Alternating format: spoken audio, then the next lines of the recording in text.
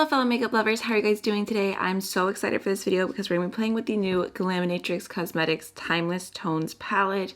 This has just been revealed and I am so excited about this one. I feel like Glaminatrix is killing it when it comes to neutral palettes in the indie sphere, and it's about time they have finally given us a cool toned color story. We still have some fun blues and purples, but overall this palette, oh my goodness, wait, let me just zoom you in even more. Like, she is stunning. She's everything I've ever wanted.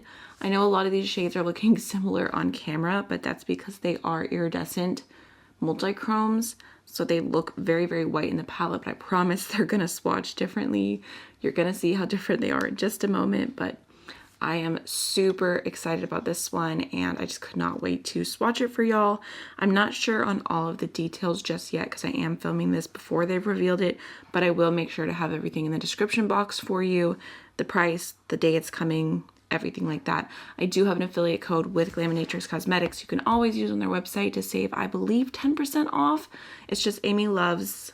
That's what it is for everywhere. I like to keep it simple for y'all, and they're also coming out with a brush set, and this is actually so nice. They said that they've been working on this, I believe, for like 2 years, and they manufactured them themselves. They're not private label or anything like that, and you can really tell they are lightweight, but they have this really cool wooden handle to them with a spot for gripping your brush. I feel like I tend to like grip way further down, so I'm curious to grip here and, you know, see how I end up feeling about it. But these are beautiful. They're pretty small, precise brushes. We've got one bigger fluffy brush, but overall we've got two pretty tiny detailed crease brushes. And then I was really excited because I opened these one at a time, and at first I saw this pencil brush and I was like, wow, that's very nice, very soft, very small. And then I saw this one, I'm like, that is even smaller. I love a good tiny baby little pencil brush, and these feel super soft. This one is the E08. I feel like that could end up being a favorite for me, but these look and feel really nice, so just wanted to share. I will definitely be using these in future tutorials, so stay tuned for that, and I will give you my thoughts in the future. But for today, we are going to be swatching this bad boy and seeing what everything looks like, what everything feels like. Let's jump on in.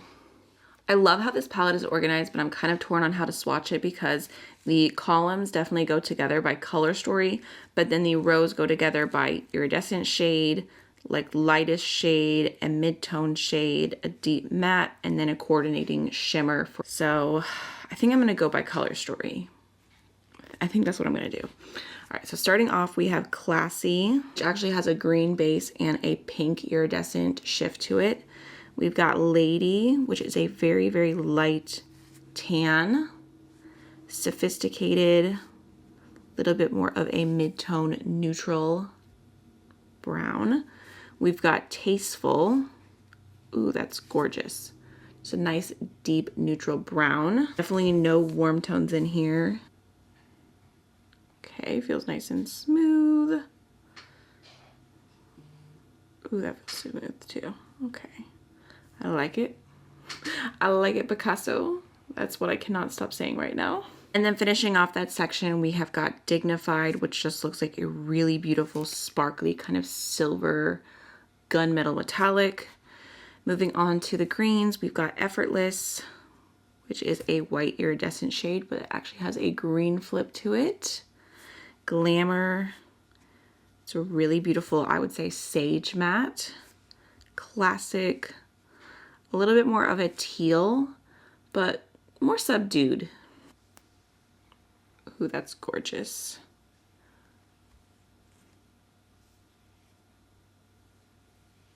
We've got Vintage, which looks like a nice deep green matte.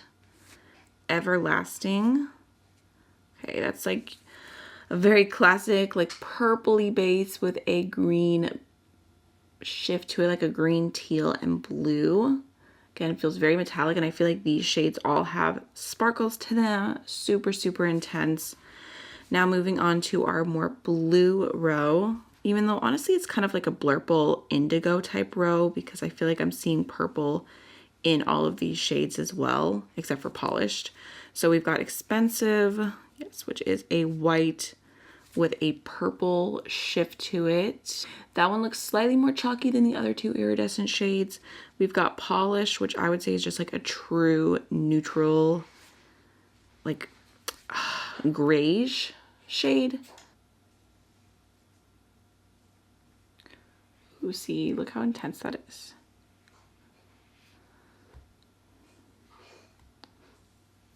Okay, Polish is definitely pretty pale, just kind of barely showing up there.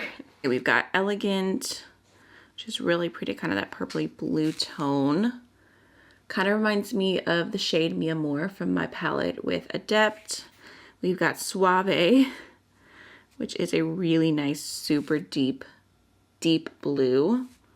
Exquisite, which is a little bit of a lighter purple blue shift. That one I feel like I see in so many palettes, and I'm like, it's so pretty. But I think that if you have a few indie palettes, especially anything with blues or purples in there, you probably already have that shade. We've got Delicate, ooh, which is just a true kind of icy white. Wait, I love that. That looks so pretty. I feel like that could just live on my inner corner.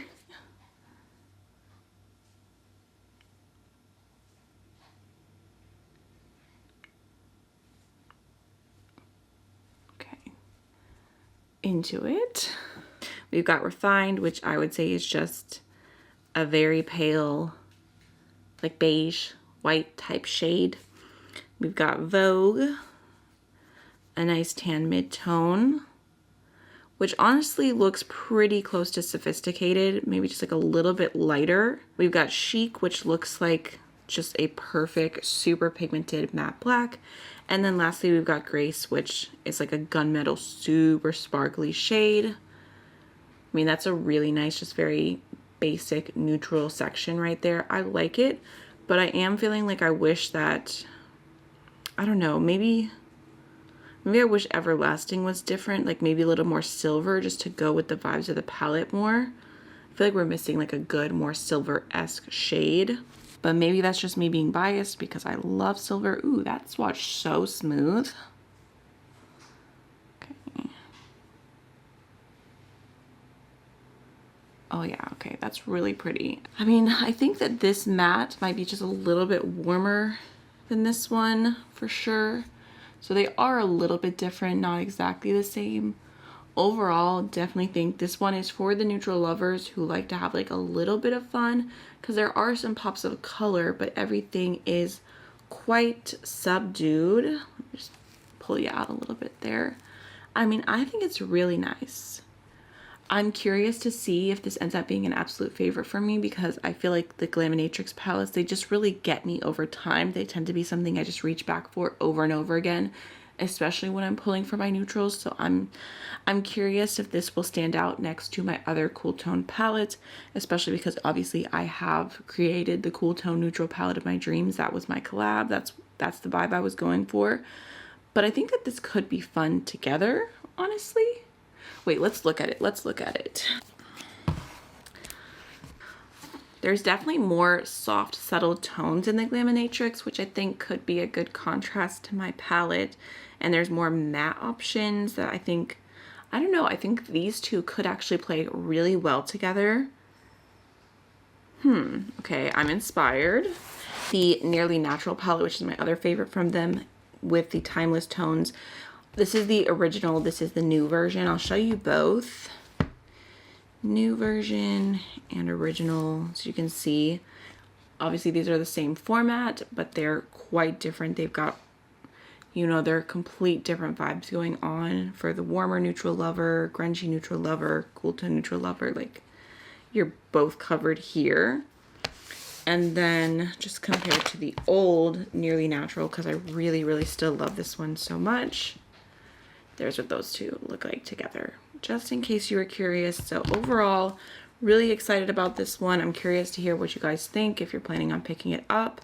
Also, I'm just really into these brushes. Like I said, they feel very luxe. I love this little handle right here. They feel so nice.